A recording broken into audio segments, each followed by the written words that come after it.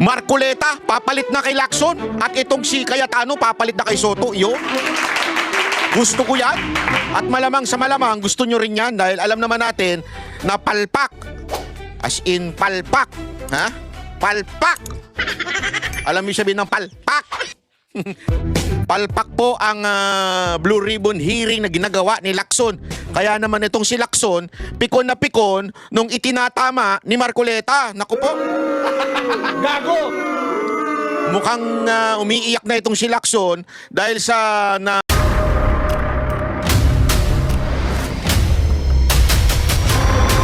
Bago tayo mag-umpisa, baka pwede nyong i-like ang video na to. Malaking bagay ang like sa aming mga content creators. Maraming salamat po.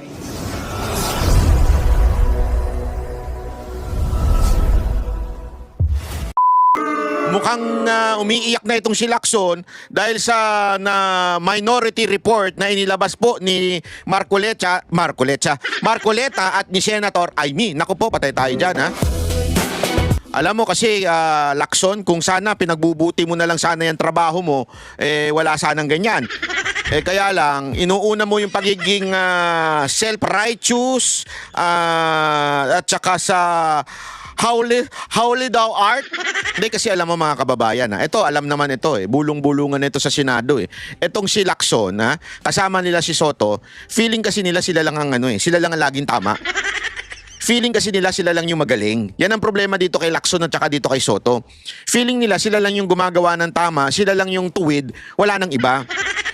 Alam mo mga kababayan, pantay-pantay po yung mga senador na yan. Nagkakataon lang, meron silang mga committee chair na pinamumunuan. Even the Senate President, hindi po ibig sabihin mas mataas po yung Senate President. Hindi po ganun yun.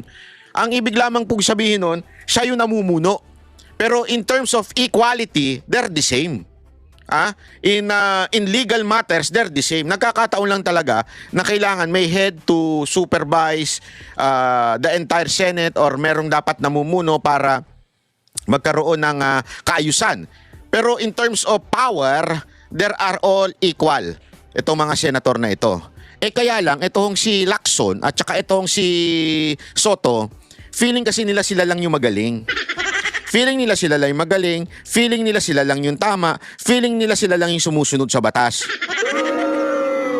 The rest, others. Ganun ang tingin nila. Kaya nga itong mga pangyayari dito sa Blue Ribbon Committee na tila talagang, ewan ko ba kung pagliligtas nga ba kay Romualdez o talagang ito ay hinahanap ang katotohanan. Kasi paulit-ulit na sinasabi ni Lacson yan Where the evidence leads us. Ito na nga Where evidence leads us, yun yang kay Diskaya, ayaw ninyong pakinggan. Wherever the evidence leads us. Unang-una nagsalita na nga si Diskaya di ba? Na si Romualdez, pero wherever the evidence leads us, hanggang ngayon, wala pa. You are not condemning Romualdez. Di ba? Kung talagang you are a righteous person, di ba? Kahit sinong tamaan, walang problema dapat. Ganun dapat. Ewan ko kung takot ka o hindi naman ikaw bayot. Kasi sabi mo, hindi ka bayot. Gago! Pero tila parang takot ka kay Romualdez O kaya naman baka takot ka naman kay BBM. Dapat hindi. Kasi equal branch ang Senate with the executive. Remember, legislative and executive, they are supposedly equal branch. Di ba? Ibig sabihin, equal power dapat yan. Bakit para kang takot dito kay BBM? I mean, puna ka ng puna that there is, ikaw pa nga ang nagsabi na pinakamalalang budget noong panahon na 2025. Malalang budget noong 2025 na pinirmahan ni BBM. Ba't di mo makundina si BBM? Para kayong mga hindot na mga kakampuit ikulong na yan. Mga kulangot, ikulong na yan. Yan ang lagi sila sinasabi. Pero hindi nila makundina si Marcos. Di ba? Diyan ka magtataka alam nyo nang ang pumirma doon sa pinaka-corrupt na budget, walang iba kung hindi si Marcos. Kung yan ang pinaka-corrupt na budget at pinirmahan ni Marcos, anong tawag mo kay Marcos? Pinakatanga. Gago! Logic says simple lang Pag pinaka-corrupt na budget yan at sinang-ayunan mo yan, ano tawag sa'yo? Don't tell me, wala, tatanga-tanga lang niya kaya napirmahan niya, ganun? Nagpunta nga siya dun sa Middle East, pinagmamalaki niya na binabasa ko ang 4,000 pages. Gago! Di ba? Tinatarantado yung mga Pilipino. Yung problema, kayo lang ang tarantado. Kaming mga Pilipino, kaming mamamayang Pilipino, gising na kami. Ito mga kakampuit nito, kaya hindi umaangat yung mga kandidato nila eh. Magsama-sama pa sila. Oh, sila Pinklawan, Dilawan, makakaliwa, makakatae. Hindi kayo umaangat eh. Alam nyo kung bakit? Kasi alam ng Pilipino yung tunay na nangyayari. Alam ng Pilipino na we have the worst budget, the worst government, and yet you cannot condemn Marcos. Anak kayo ng wewe. Gago! Di ba ho? Dahil bakit? Kasi baka si BP Sara ang pumalit. Gago! Yan ang pinaka-irritating na dahilan or logic ng mga kakampuit. Ito mga salot sa lipunan. Alam mo, eto tandaan nyo to, makinig kayo mga animal, kayo mga putang ina nyo. Ha? Kayong mga kakampuit, kayong mga terorista makakaliwa, kayo ang salot. Hindi yung mga magnanakaw sa korap sa Pilipinas. Alam nyo kung bakit? You are fucking tolerating it. That's the problem. Para bagang ganire lang yan ha. Yung kriminal, ginagahasa yung isang tao. Halimbawa, ikaw na may kakayanan na pigilan yun, nanood ka lang. Bakit? Ayaw mo kasing pigilan, baka madamay ka o di kaya naman pag pinigilan ko yun, yung kalaban ko naman ang makikinabang. So hayaan ko na lang. Kayo ang tunay na salot. Kasi yung kriminal na talaga yan eh. Di ba? Yung mga punyetang kurap na mga congressman, kurap na talaga yan. Sa kasaysayan, yung dugo nila, yung kaloob-looban nila, kaya yumaman yung mga yan. Napanood ko nga doon sa isang video, walang natural rich politician. Lahat yan nanggaling sa ill-gotten wealth. Ibig sabihin, hindi may paliwanag na yaman. May napapanood ako isang video na isang dating, although ito, reporter galing sa Rappler. Tapos, naghiwalay na siya, nag-podcast, nag-video na siya ng sarili niya. Nakatira to sa Amerika eh. Tapos may ini-interview siya, nire-reveal yung bahay ni Romualdez. Yung yaman ni Romualdez, saan ba nakuha yung yaman ni Romualdez? In-interview niya yung abogado na nakakaalam ng mga ganung bagay at sinabi nga niya, walang politiko sa Pilipinas na mayaman per se. Ibig sabihin pinanganak sila ng mayaman. Hindi, kaya yumaman yan dahil nagnakaw yung mga putang inang yan. That's the truth. Sorry ha, kung nagmumura ako ngayon. Pero kasi katotohanan eh, that's the truth eh. Ninanakawan tayo. Ha? Mga kababayan, ninanakawan ng bawat isa sa atin. Tapos, pinanunood lang natin. Bakit? Kasi ayokong mahuli sila. Pag nahuli sila, magkakaroon ng yung kalaban ko makikinabang. So, papanoorin ko na lang sila. Dahil makikinabang yung kalaban ko pag sinumbong ko sila o pag pinangalanan ko sila. So, anong tawag sa inyo? Kayo ang pinakakurap, mga animal kayo. Dahil pinababayaan ninyo. Ayaw ninyong pangalanan na tumbukin kung sino talaga. Puro kayo, kulang na yan. Mga kulangot. Yung mga Gen Z naman nakikisali. Na high blood ako Ang dami kong nakaping nainom Kasi yung mga Gen Z nakikisali, kulang na yan. Sino nga ikukulong? BP Sara Duterte. Ang inang yan, hindi nga siya presidente. Hindi naman siya ang pumirma, pero siya pinakukulong nyo. Bakit? Bakit? Alam mo kung bakit, mga kababayan? Lalampasuhin niya kasi si Leni Robredo at lalampasuhin niya yung Ontiveros nyo. Kaya gusto ninyong matanggal sa posisyon at ma-disqualify. Yan ang katotohanan. Mamatay kayo dyan dahil alam nyo namang hindi talaga makakaporma yung mga bata ninyo. Kayong Gen Z. Mga pinklawan. Sana kung pink ang mga utong nyo. Ay, sorry. Sorry naman. Peace. Sorry naman. Kasi nagpapatugtog ako kanina nung yung hip hop na may word na kaya tuloy ayoko na. Sorry. Doon na tayo sa Barat by 360. Doon mabait ako doon. Hindi, totoo naman ito mga Gen Z, pinklawan ng pinklawan. Gusto nila si Leni Robredo, hindi naman nila alam nangyayari. Hindi, may nakausap akong Gen Z. Totoo to. Tinanong ko, ito mga tanungan ko sa kanila. Makinig kayo mabuti. Tinanong ko sa kanila. Sabi ko, kayo, gusto nyo ba si Duterte? O si Marcos? Sabi, hindi. Gusto namin si Leni Robredo. Oh, okay. Sabi ko, sige, ganito. Eh si Marcos gusto niyo, ay hindi, ayaw namin yan, hindi namin gusto yan. Sabi nung isang pinglawan. Eh bakit tayo niyo si Duterte? Tinanong ko, ba't tayo niyo si Duterte? Eh kasi merong siyang pinabasa sa akin yung tinuturo daw sa eskwelahan. Sa eskwelahan nila tinuturo to ha. Ang gulo daw magsalita ni PRRD. Yung interview niya during the pandemic. Sabi ko, okay. Aside from magulo siya magsalita, ano pa? Mamamatay tao siya eh. Sino pinatay niya? Tinanong ko talaga eh, sino ba pinatay ni Duterte? Basta yung mga adik, mga ganyan. Tsaka yung mga nadadamay yung mga bata. Sabi ko, nadadamay yung mga bata? Sino ba yung mga bata na yun? Matitinong bata ba yun? Hindi. Pero nadadamay sila. Sabi ko, alam niyo ba kung paano nagkakaroon ng kalakaran ng droga sa Pilipinas?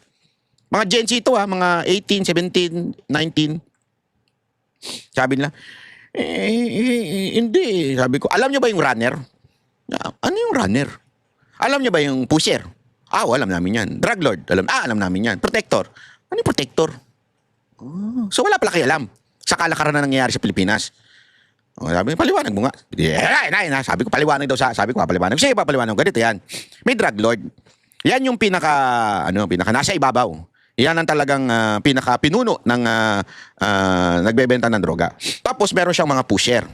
Okay? So yung mga pusher niya na nasa baba, yung may mga hawak-hawak, yung pusher, meron sila mga protector. Sino yung mga protector? Minsan, pulis yun. Okay? Hindi naman lagi, Minsan, pulis yun o di kaya any uniform personnel. Ibig sabihin yung mga may authority, in authority. Okay. Yung pala yung mga protector. At yung mga runner, yung mga bata. Bakit mga bata? Sabi niya, bakit mga bata? Sabi ko, tanga ka kasi. Bata, kasi nga, yung mga bata na yon, absuelto sila pag nahuli sila. Ano ibig sabihin na runner? Iaabot ka, halimbawa, aabot sa'yo itong tubig. May bumili sa'yo. Abot mo itong tubig na ito doon sa kabilang unit. Siyempre, sino na yung nasa public? Yung runner. Pag abot niya ngayon doon, may kita yung bata na yun. Magkano lang bibigayan doon? 200, 100. Totoo, walang biro to. Sa shabu. Meron ako kasing kilalang dating ganyan na nahuli na Tapos, sabi niya, ganun ba? Bakit bata? Sabi niya. Kasi nga, absuelto sila. Pag nahuli sila, kukunin na sila, tapos DSWD na. Wala namang sapat na juvenile tayo sa Pilipinas. Makakalaya di sila. Ganun pala yun. Sabi ko, hindi nyo alam? Hindi. Ngayon, nung dumating si Duterte, sinabi niya, papatayin ko kayo. So, ang daming sumuko. Pati yung mga bata, nakita nyo yun, di ba? Sabi niya, nakita namin yung mga sumuko. Yung mga sumuko na yan, ituturo nila kayo kung sino yung protector nila. Sino ba protector nila? Mga polis. So, ituturo nila yun. Sabi ko, pag tuturo nila yun, di ba? Anong gagawin ng polis? Uunahan na nila. Bago pa sila maituro nitong mga runner nila, uunahan na nila, papatayin na nila. Ngayon, tanong. Sige nga. Tanong ko lang sa inyo. Sino ang pumatay? Si Duterte o yung mga pusher na pulis? O yung mga protector na pulis? O not pusher. Mga protector na pulis. Yung mga protector na pulis. Ba't sinisisi nyo si Duterte? Kasi tinotolerate niya. Tinotolerate niya? Bakit si Kian?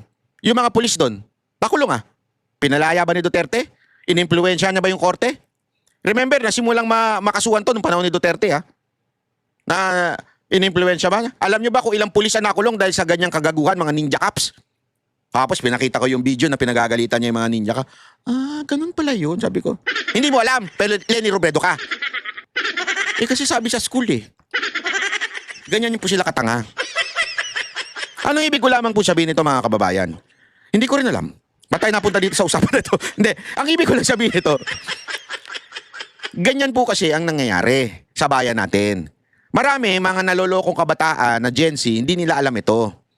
Basta lang sila nakikisali doon sa ikulong na yan, mga kulangot. Hindi pinapaliwanag sa kanila. Ngayon nga, hindi nga nila alam kung bakit dapat ang mawala sa pwesto ay yung mastermind. Hindi yung kung sino-sino ituturo. Ngayon, everything points to Romualdez according to the Minority Report. At yun din naman ang sinasabi nung ilan, except tong si Bernardo. Si Bernardo ang sumalo at nagturo ng iba. The rest, may link kay Romualdez. Sino? Diskaya, si Gutesa. Pero ano ginawa ni Lacson? Nga. Ngayon nga, meron pa siyang pasupi-supi na. Supi na mo mukha mo, ba't di mo supi na si Gutesa? Si Gutesa. Di ba? I mean, kung gusto mo talagang malaman ang katotohanan, bakit hindi yung mastermind ang hanapin mo? Yun ang pinangalanan na kung sino yung mastermind. Pero sumesegue ka pa kung saan-saan. Kaya nagagalit sa'yo, etong si Marcoleta. Tapos mapipikon ka ngayon at sasabi mo na bastusan ka. Eh, ang bagal mo eh. Puro ka palusot. Ito, tinan nyo, panoorin nyo ito na bastusan daw siya. Nabastusan si Senador Ping Lacson sa paglalabas ng minorya ng sarili nitong report sa flood control scam. Inunahan pa raw ang Blue Ribbon Committee. Live mula sa TV5 Media Center, nangunguna sa balita, si News 5 Senate Correspondent Manlos. Mamaya sasabihin ko sa inyo kung bakit mukhang mapapalitan niya si Lacson at saka si Soto kung nagkataon. Unya, relax, ikikwento ko sa inyo yan mamaya-maya, ha? Pero wag niyo munang kalimutan, mag-subscribe kayo. Daming nanunood din nakasubscribe. Walang jo. Nood noon, libre na nga manood, susubscribe. Wala rin bayad mag-subscribe. Hindi nyo pa i-click. Pag ito hindi tumaas, hindi, ngayon naman medyo tumaas na, naging 50%. Dati 40% lang, naging 50 na. Pag yan hindi nag-70, ayoko na ha. Subscribe lang, dali-dali na, click nyo lang. Alam ko naman, alam mo, 70% na nanonood sa YouTube channel natin, nasa cellphone, wala sa TV. Sa cellphone ang dadali mag-subscribe eh. Ganun nyo, isang pindot nyo lang. Pinagagalitan yung mga nanonood. Oh. Siyempre. May mali nga ba sa paglalabas ng minority report? Jiggy, respect begets respect. Yan ang mensahe ni Senate Blue Ribbon Committee Chairman Ping Lacson. Matapos ngang Tama ka dyan, Lacson. Respect beget respect. Sa mga biget mo. Ano ba yan? Pagkain ba yan? Respect begets respect. Alam mo, ibig sabihin yan? Kung gusto mong respetuhin ka, respetuhin mo rin itong mga kasamahan mo. Ang problema sa'yo, gusto mo ikaw lang magaling. Gusto mo ikaw lang nasusunod. Gusto mo respetuhin ka nila Marcoleta?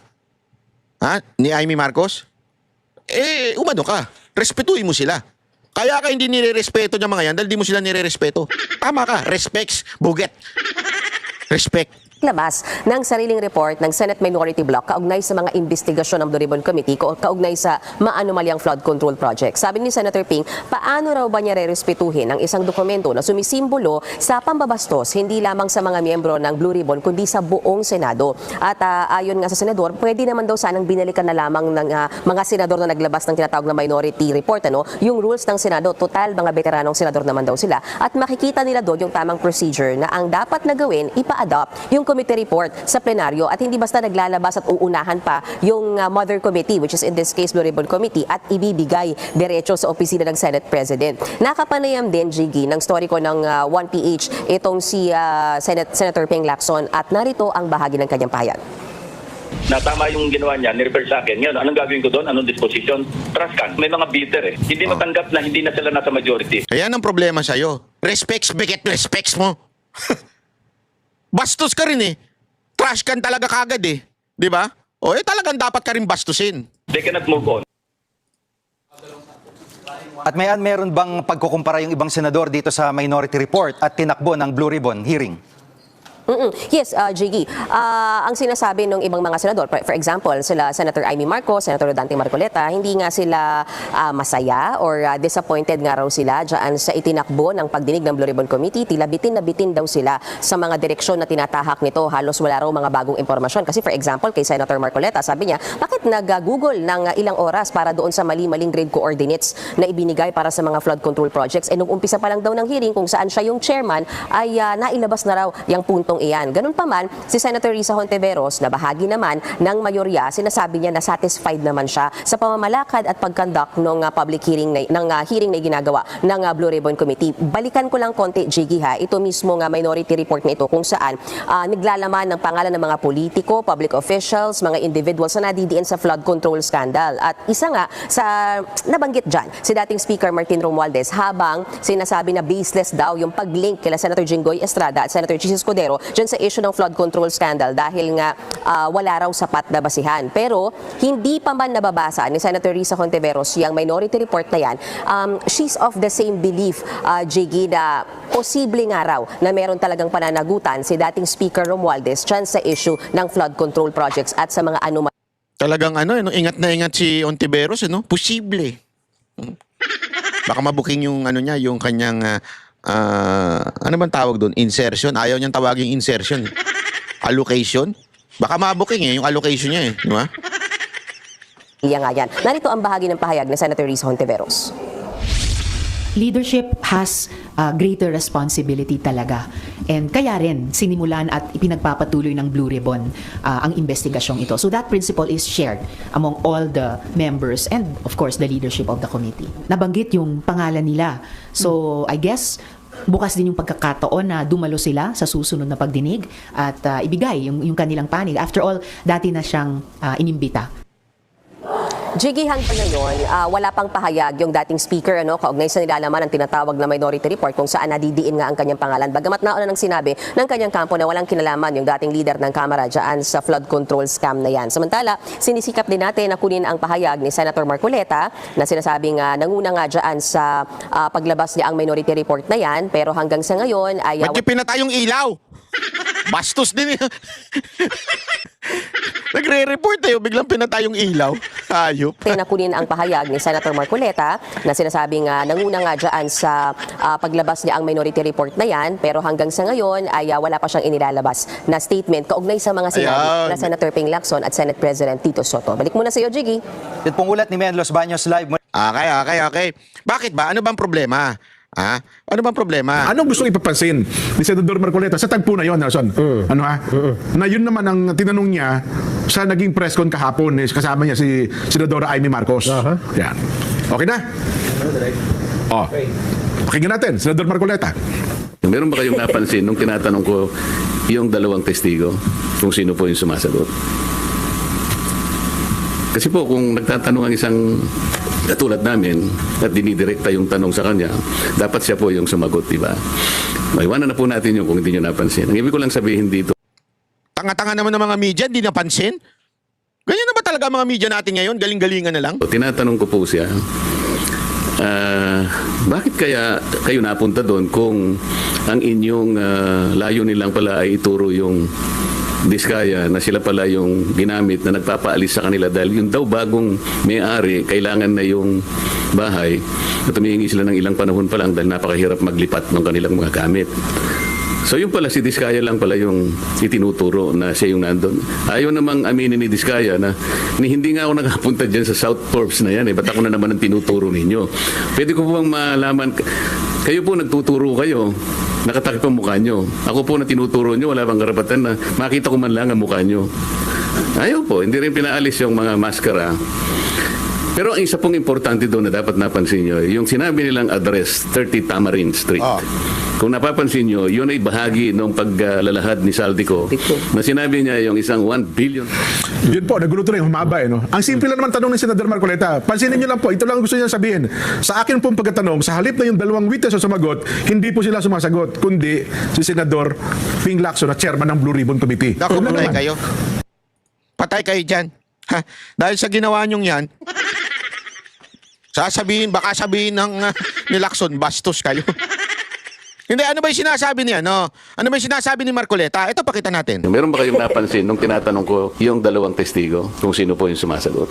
Sino yung may-ari ba talaga nung bahay na yon? I will answer that. Ang may-ari po dati, Doris Magsaysay Ho. And you were there as what?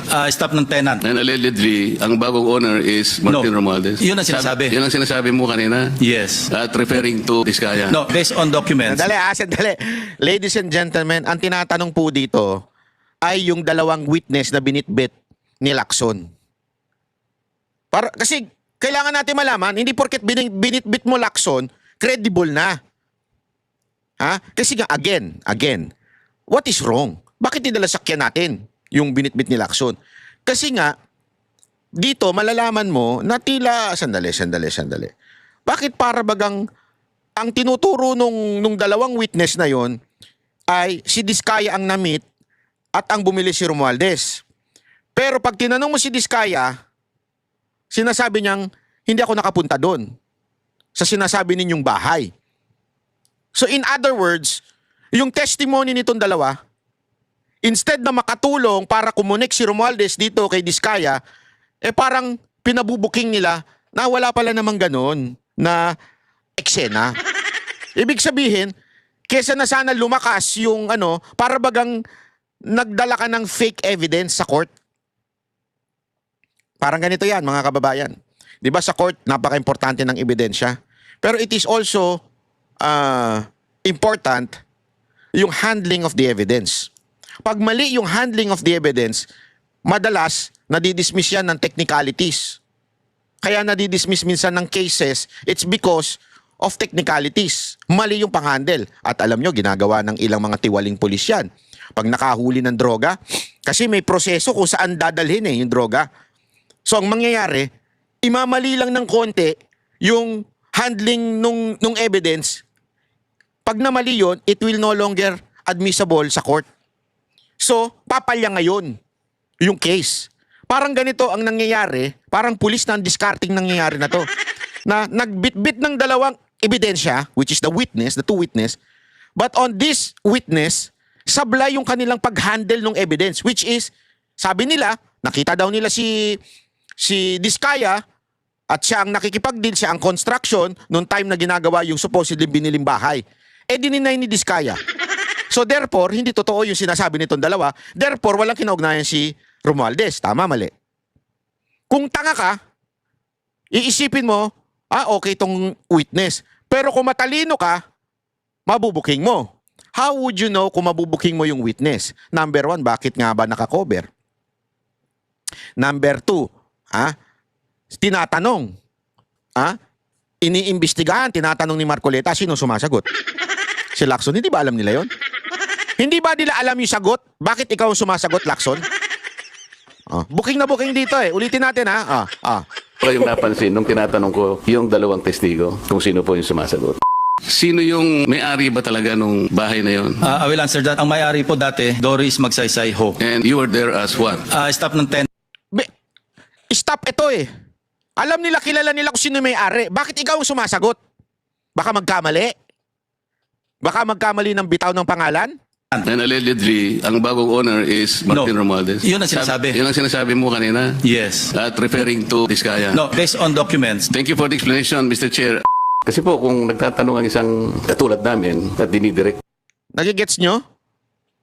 Again pwede silang magtanong dun sa kung sino man yung resource person or witness na dinala. Yung tanong sa kanya, dapat siya po yung sumagot, di ba? Yan ang nakakapagtaka. Kaya, no wonder naglabas ng minority report si Marcoleta at si Senator Amy.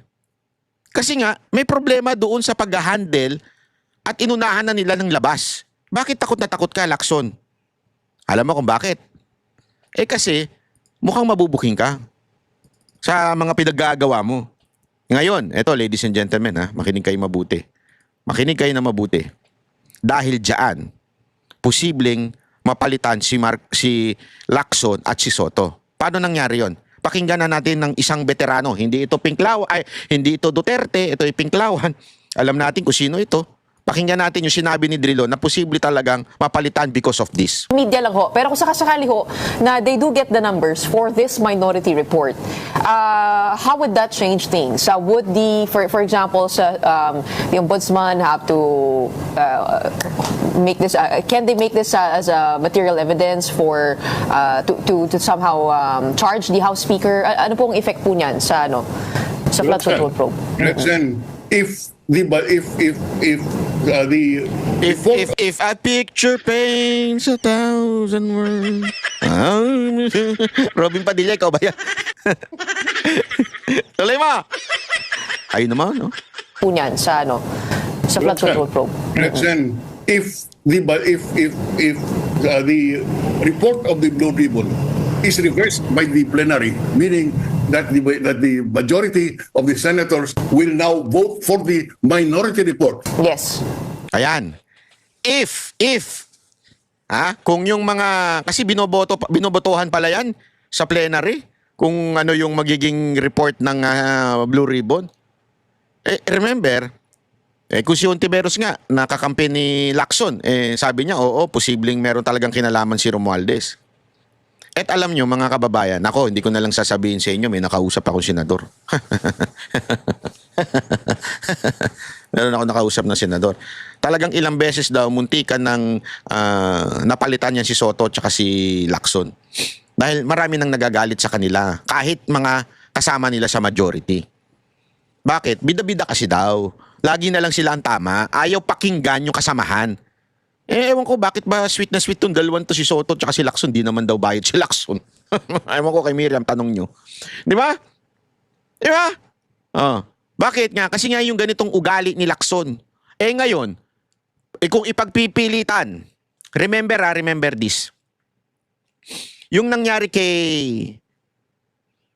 Revilla at yung mangyayari kay Villanueva at yung mangyayari kay Jinggoy. Kasi ako, feeling ko matutuluyan si Jinggoy at si Villanueva. Yun, hindi natutuwa ang majority doon. Baka akala ninyo natutuwa ang majority at mababawasan ang minority. Hindi. It seems that the Senate President and etong kapalpakan ni Lacson that cause na napapahamak yung mga kasamahan nila. Ibig sabihin, because hindi pinapayagan o hindi tinutumbok sa Blue Ribbon Committee ang tunay na mastermind at kung sino-sino ay tinuturo ng mga senador para maging kapani-paniwala yung kanilang panawagan ng anti-corruption, nagagalit tuloy yung mga ibang majority senators, which is, sabi nga eto pakinggan nyo, masyadong maliit yung bilang. Dati kasi pag sinabi mong, naalala ninyo, dati yung kay Chis Escudero, ilan silang majority? Halos lahat. Ilan ang minority? 2. This time, halos isa lang o 2 lang ang difference. Sabi nga nito ni Drilod, ito pa yung paliwanag niya. It will result in a change of leadership in the Senate. Because then, that is a manifestation of the lack of confidence of the majority in the majority representation in the Blue Ribbon. And therefore, that can cause a change of leadership. Okay. Because Nagets nyo, mawawala yung confidence pagka ang binoto ng buong Senate, majority ay binoto itong minority report. That's why, galit na galit si Lacson at nabastusan pa siyang kuno. Pero paano kung yan ang magustuhan ng majority dahil nga naman ang tinutumbok ng minority report si Romualdez. Ang tinutumbok ditong report o magiging report ay hindi si Romualdez. Itong magiging report ni Lacson. Kasi nga si Lacson, kesa natumbukin yung talagang mastermind, paligoy-ligoy, to the point, tinamaan na yung kanilang mga kasamahan. Kung ikaw ba naman, yung mga kasamahan mo, pinayagan mong tamaan dahil ayaw mong tumbukin yung tunay na corrupt, matutuwa ka? Alam naman, alam mo, eto wag na tayo maglukan, kayong mga gunggong, kayong mga senador kayo, sorry yung mga gunggong dyan, may mga gunggong dyan Alam nyo, kayong mga senador kung sino talaga may kasalanan, wag na tayo magpaligoy-ligoy. Kasama kayo sa nag-deliberate ang budget Alam nyo kung sino ang kumalikot ng budget noong 2025, wag na tayo maglukuhan. Tangina, ano kayo, tanga? Dineliberate sa Kamara, dineliberate sa inyo, sabay kam ginanon, magic, pati sa small committee. Tapos hindi nyo alam kung bakit nagkaroon ng corrupt na budget. Ginagago nyo yung mga Pilipino. Pero sa tingin ko, alam nila kung sino. Kaya alam nila kung sino talaga yung tunay na corrupt. Alam nila yan. Ang problema, itong si Lacson, mukhang iniilag niya.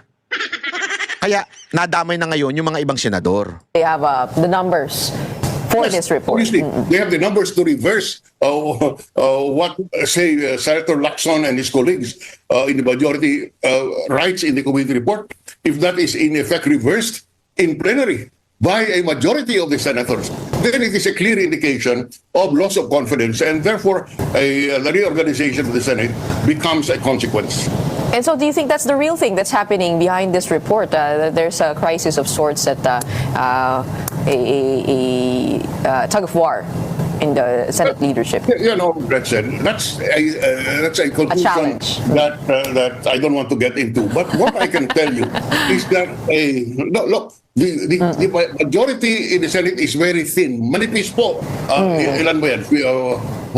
What you need in the Senate is at least 13 votes to have the majority. Right now, I think it's 15-9, if I'm not mistaken.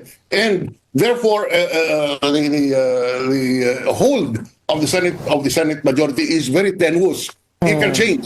That is why there is so much instability there. You keep on hearing about coup d'etats in the Senate because the majority's number is tenuous. I can imagine. Let's call a spade a spade. A member of the majority is Senator Pia Cayetano. Senator Alan Peter Cayetano is in the majority, is the minority. Suppose Senator Cayetano aspires to become Senate President. What do you think will be the vote of Pia? Do you think he will vote against the brother? Of course not. So it only demonstrates what I am saying, that the manifest po yung mayorya, the majority is very tenuous. That is why So malinaw na malinaw mga kababayan. That's why the title of this video is mukhang mapapalitan. Kasi booking na booking po eh.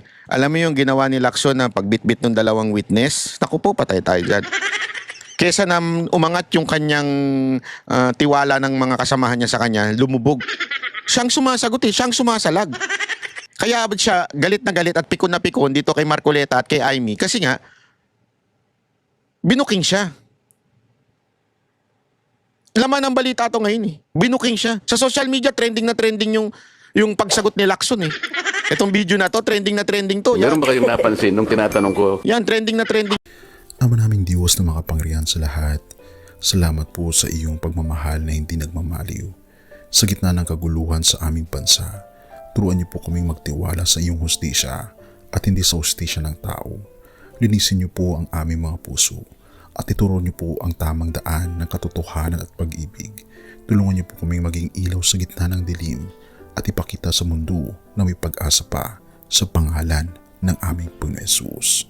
Salamat po sa pag-ibig po ninyo at salamat sa pagdinig ng aming mga panalangin at iligtas niyo po kami. Sa pangalawa po ninyong pagparito at patawarin po kami sa lahat ng aming mga pagkukulang at pagkakasala, sapagat ito po ang aming samutiling sa matamis na pangalan ng aming Panginoon Hesus. Amen. Sa lumang silid, mag-isa kang tahimik. Walang kamera, palakpak ay wala na. Ngunit sa bawat pader ng bayang iniwan mo, may pangalan mong di na mabubura.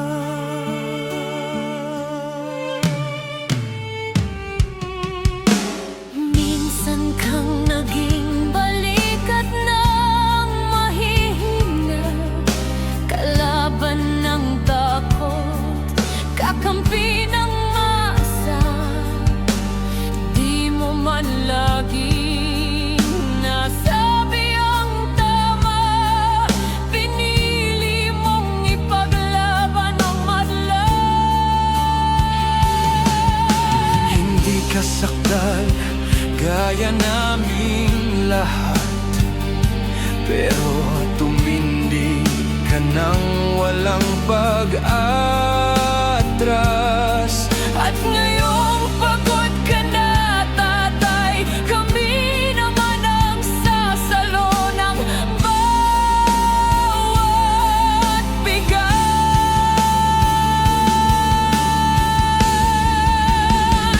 Hanggang sa dulo, ikaw ay mahal. Kahit papagod na ang iyong katawan, tatay, salamat sa iyong paglaban. Ngayon, kami naman hanggang sa dulo.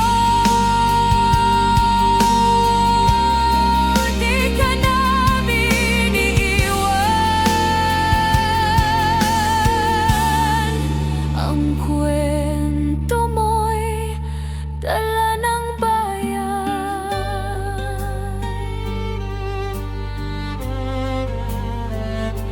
Tahimik ka na sa mga batikos, wala nang tugon, wala nang galit, pero sa mata ng mga maralita, naroon pa rin ang tapat mong alaala. Marami mang di nakaintindi, marami pa rin ang di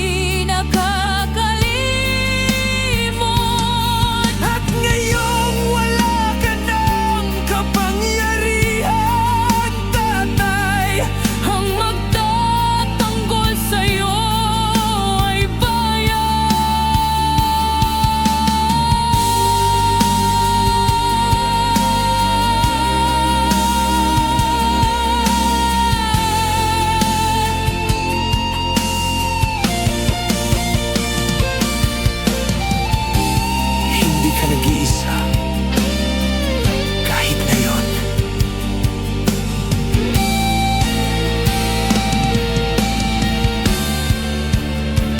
Hanggang sa dulo, tangan ka pa rin. Sa puso ng batang minsan mong pinagkain. Hanggang sa dulo, di ka nag-iisa. Ang dasal ng bayan ay sa'yo pa rin. Katay kami naman ang lalaban sa ngalan mo. Sa alaala mo. Hanggang sa dulo. Dalangin ka ng puso ng masa.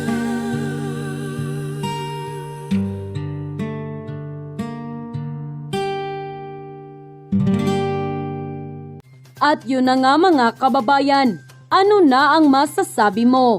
Kung mayroon kayong hinaing at komento patungkol sa balitang ito, please comment down below. Pag-uusapan natin yan sa comment section. At kung nagustuhan nyo ang video, ay huwag kalimutang mag-like at i-share na din para mas marami pang makaalam at umabot ito sa marami sa ating mga kababayan. Maraming salamat po. Mabuti pa ang sardinas, may label. Eh tayo, wala. Oo nga pala. Nay, ito na yung bayad ko sa isa, ano? O, kunin mo yung isa. Isa muna, iyan, no? Tapos, isa pa, di ba? 4 dapat na sardinas, eh. Yan. 3 na. Pang-4 na sardinas. Okay na.